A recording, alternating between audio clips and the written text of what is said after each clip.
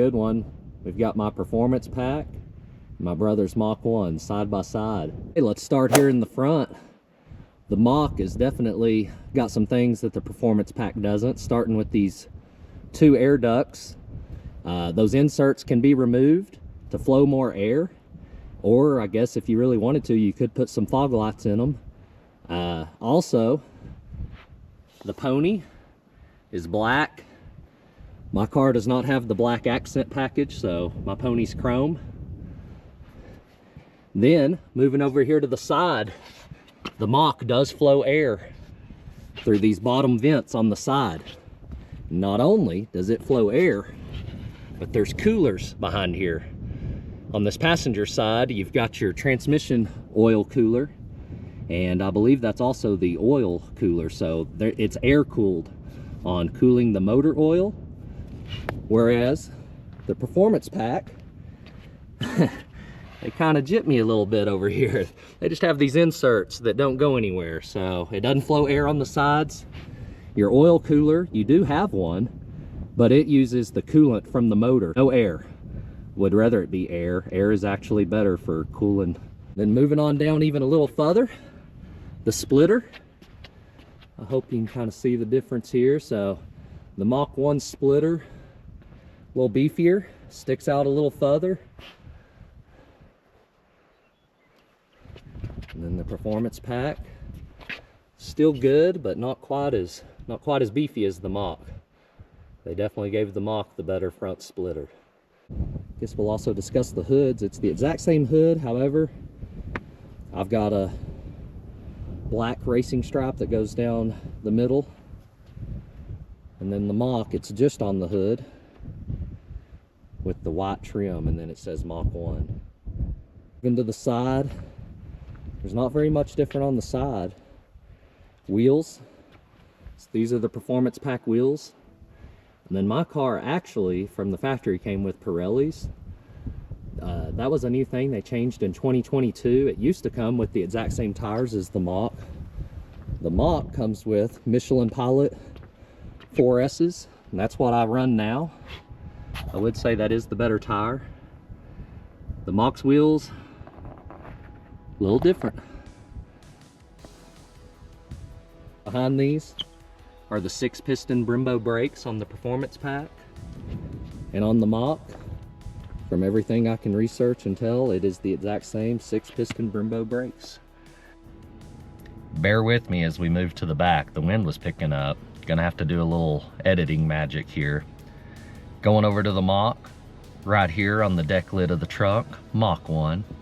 Looks really good with that white lettering. And then on top of it, you notice the spoiler. This is not the factory spoiler, so one of the few modifications my brother has made. Really like the spoiler he picked out. The original one was much smaller, set a lot lower. Then moving over to the performance pack, this spoiler is totally unique to the performance pack. When you see one of these, that's the dead giveaway that it is a performance pack GT. It's got the dual pedestal. Really like the 2 pedestals that it sits on top of. A little bit of a unique design. Then GT right in the middle of the deck lid on the trunk in chrome. I know most people don't like the chrome. Chrome's kind of grown on me. My exhaust look good, but they're not quite as big as the Mach, as you'll see in a minute. And then this rear diffuser, it doesn't have any holes or anything for breathing like the Mach 1. The Mach 1's diffuser is from the GT 500. Check out these exhausts. Yeah, a lot larger and definitely louder. I can tell the difference. And that diffuser looks good. Really like what they did with the back of the Mach. The Mach 1, it has the GT 500 subframe bushings. Maybe that's why it seems a little more planted. I know whenever it shifts in drag mode, something that me and my brother have noticed, it seems to be less squirrely in the rear. That could be due to other factors as well. The Mach has its own unique chassis tuning. Also, the sway bar is a little bit bigger. Maybe that's it. Both share the K-brace and the subframe V-brace. Just keeps everything stiffer and tighter whenever you're going through those corners or pushing the car hard. It's got that stiffness to the ride, and I really like that. Both of these cars, you can tell there's some unique things going on underneath. Performance pack, you're looking at a GT Mustang. This is pretty much how every GT looks, with one key exception.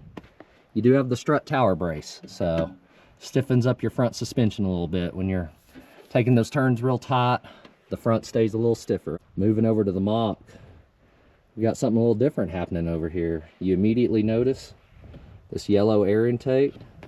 So this is from the GT350, the whole assembly, including the throttle body. So that is all off of the GT350, and as far as performance goes, it does add another 20 horsepower to the Mach. So me and my brother, we're both down 10 horsepower. So I'm at 450 and he's at 470. We got to remove our carbon filter traps. Still haven't done that. Same strut tower brace. So I got that stiff front suspension. All right, back to the performance pack we go. Let's take a look inside. Mine does have the optional leather Recaros. So no heated and cooled, no electric, everything's manual. As as we joke about, it's weight savings. As far as everything else goes, got the 10-speed. I've got the analog gauges. It's my personal preference, nothing against the digital. And yeah, it's basically a GT Premium on the inside, but with the optional Recaros. So moving to the Mach, we'll go ahead and point this out right off.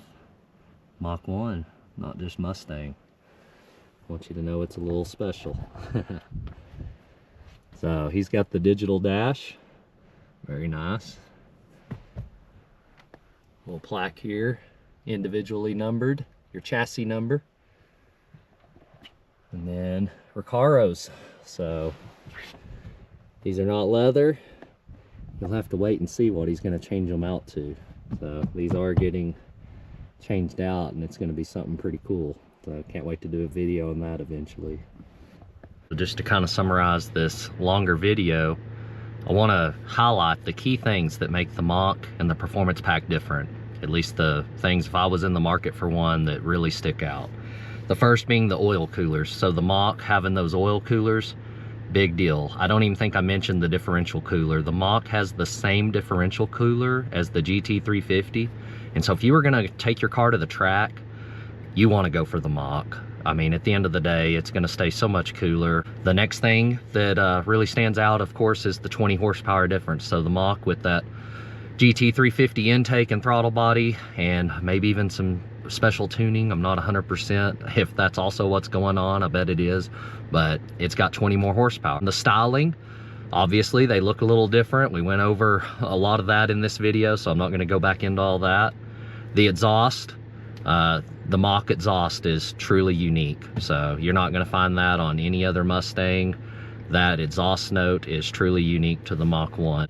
And then the last thing we have to mention, we would be absolutely ridiculed if we didn't, is if you are going for the manual, the Mach gets the Tremec. So same Tremec that's in the GT350. My brother over here, he's a roll racer, wants the 10-speed automatic. Straight line, you want the 10-speed. Track, fun around town, get the Tremec. If you go online and read on the forums, the Mach's what you want if you're going for the manual. So that's the differences. Now for their similarities. Okay, so this one's a little tricky. MagneRide is optional on the performance pack. Mine actually does have it. One of the big reasons I still purchased mine, I just love the way it handled. But MagneRide is standard on a Mach 1. So when you see a Mach 1, you don't even have to wonder if it has MagneRide. It does.